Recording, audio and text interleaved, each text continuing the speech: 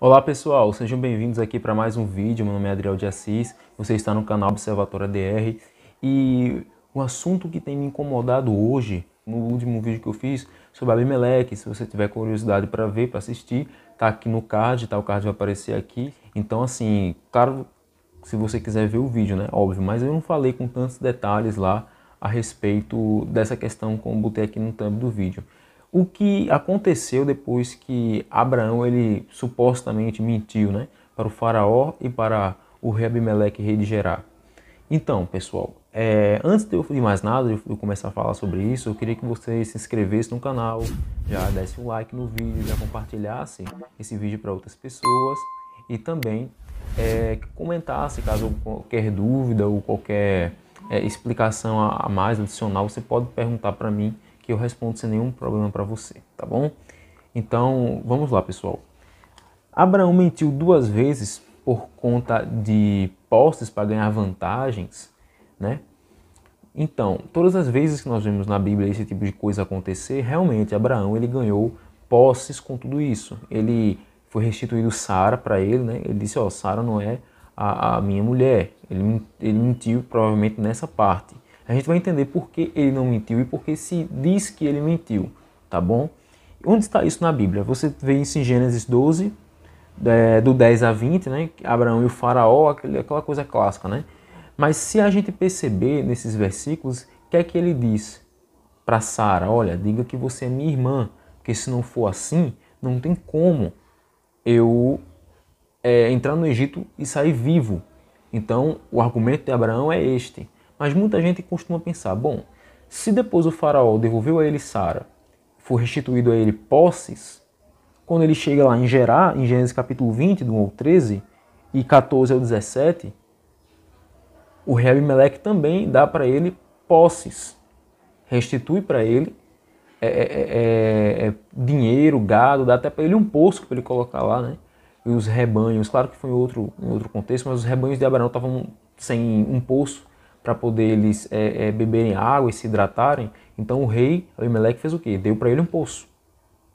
Mas a gente começa a pensar, será que ele sempre usou Sara como moeda de troca? Essa mentira dele, como é que se deu isso? Bom, eu queria ler com vocês um texto que está lá em Gênesis, que pouca gente percebe, mas que responde essa pergunta, 26, do 6 a 11, tá? Que não fala já de Abraão, mas fala do filho dele, Isaac. Aqui, ó, Gênesis 26, do 6 ao verso 11, tá? Vamos ler, diz assim. Isaac ficou, pois, em Gerar. Quando os homens do lugar lhe perguntavam sobre sua mulher, ele respondia, é minha irmã. Pois temia dizer que era sua esposa, pensando que os homens do lugar pudessem matá-lo por causa de Rebeca, que era muito bela. Ora, aconteceu que, prolongando sua permanência ali, Abimeleque, rei dos filisteus, que tinha tomado Sara antes, né, a mãe dele, mas não como sua esposa, simplesmente ele tinha intenções de casar com ela, mas o próprio Iarro o proibiu de fazer isso, como está lá escrito em Gênesis 20. E o texto continua dizendo, né? Ora, aconteceu que, prolongando-se sua permanência ali, Abimeleque, rei dos filisteus, olhou da janela e viu Isaac acariciando Rebeca, sua mulher, verso 8, né? Verso 9 agora. Então Abimeleque chamou Isaac e disse-lhe, é evidente que ela é tua mulher. Por que dizias que é tua irmã? Ao que Isaac respondeu, eu pensava que seria morto por causa dela. Abimeleque replicou, por que nos fizeste isso? Faltou pouco para que alguém do povo dormisse com tua mulher e assim tu terias atraído sobre nós uma culpa. Abimeleque deu ao povo esta seguinte ordem. Aquele que tocar este homem ou sua mulher será condenado à morte. Ou seja, Abimeleque aqui ele advertiu o povo dele. Olha, todo aquele que tocar Isaac ou Sara, Rebeca, com segundas intenções, vai ser morto. Isso foi uma lei promulgada lá em Gerar, na cidade dos filisteus, porque era uma coisa assim tremenda o que tinha acontecido com Abimeleque depois que ele tinha tomado Sara, sem saber que ela era a esposa de Abrão e que Abrão era um profeta, né?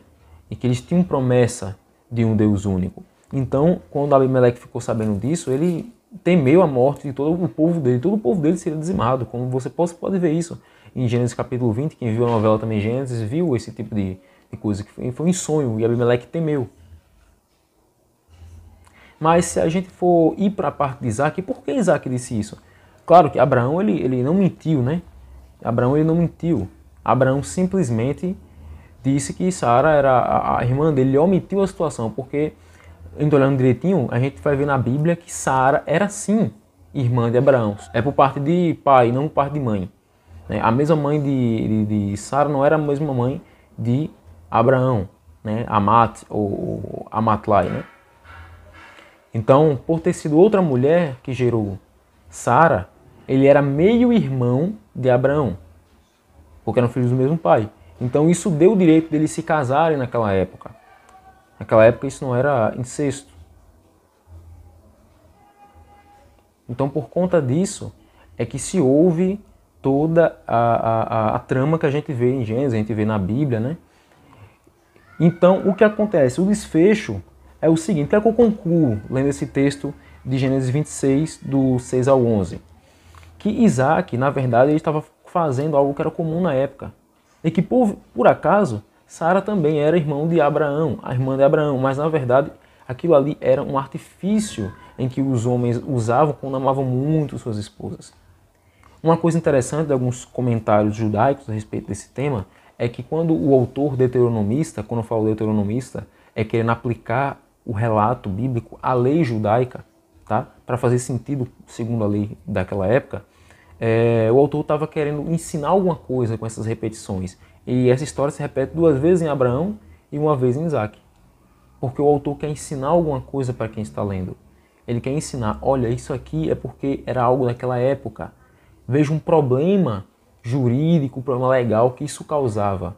Quando os homens, né, eles iam para qualquer lugar e por serem fracos em relação a alguns outros homens com uma certa importância social, eles queriam tirar as esposas, ele tem que dizer, olha, não é minha mulher não, é minha irmã, para poder não ser morto.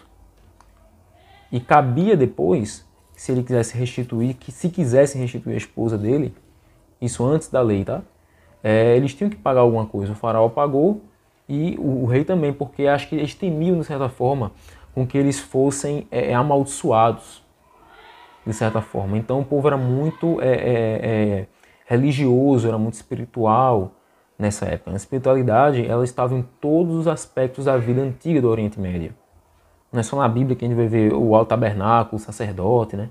Os sacrifícios. Todo o povo da época tinha, uns, claro, mais abomináveis que os outros, que o próprio Yahweh vai abominar lá em Levítico, né? Em Êxodo, em Números. Então que fique claro, na verdade, que isso é um artifício da época em que o próprio filho também usou.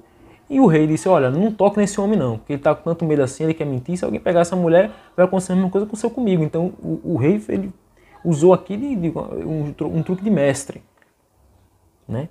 Ele fez um truque de mestre aqui, ele fez algo que nenhum rei tinha feito na época, pelo que a gente sabe. Então era esse o vídeo que eu queria deixar para vocês, pessoal. Abraão não mentiu, tampouco Isaac mentiu, simplesmente era uma obrigação da lei restituir com um certo valor, com certos bens, a mulher. E óbvio, só quem podia fazer isso eram pessoas que tinham um certo poder aquisitivo. E não se enganem, tá? Abraão quis proteger Sara. E o texto quer nos dizer que nós, hoje, na época da graça que nós estamos vivendo, é muito melhor do que os dias do Antigo Testamento. Que a lei era obrigatória para poder você chegar até a salvação. Mas hoje a salvação ela é gratuita e foi comprada pelo sangue do nosso Senhor Jesus Cristo, né? Mais conhecido no original como Yeshua HaMashiach. Obrigado a todos que assistiram até aqui. Divulguem o vídeo, não se esqueçam de se inscrever. E antes de mais nada, tem um curso de exegese, tá? E de crítica textual da Bíblia Sagrada aqui na descrição, tá bom? Um abraço a todos, tchau, tchau. Não percam também meu último vídeo. Se gostar, curte e compartilha.